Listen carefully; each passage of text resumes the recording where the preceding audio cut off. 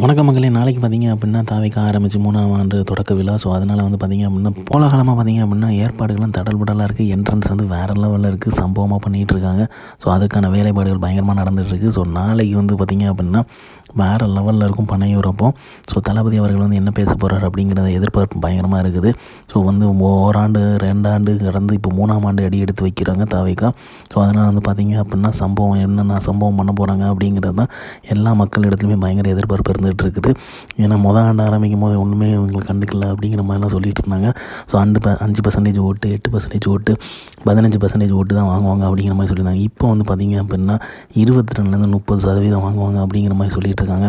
So தளபதி சந்திக்க போகிற மக்கள் சந்திப்பு எல்லாமே வந்து அது எல்லாமே பார்க்கும்போது கணக்கு எல்லாமே மாறும், அரசியல் களமும் மாறும் அப்படிங்கிறதுல எந்தவித சந்தேகமே கிடையாது. ஸோ ஒட்டுமொத்தமாக பார்த்திங்க அப்படின்னா இந்த 2 மாதமுமே தளபதி பண்ண போகிற சம்பவங்களும் சரி, தளபதி பேச போகிறதும் சரி எல்லாமே மக்கள் பார்த்துட்டு இருப்பாங்க.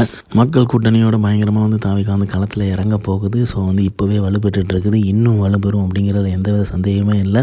ஸோ கம்ப்ளீட்டாக வந்து நாளைக்கு தொடக்க விழாவில் தளபதி என்ன பேச போகிறாங்க எதிர்பார்ப்பு தான் பயங்கரமாக இருக்குது. நல்லதே நடக்கும், கான்ஃபிடண்டாக இருப்போம், வெற்றி நிச்சயம்.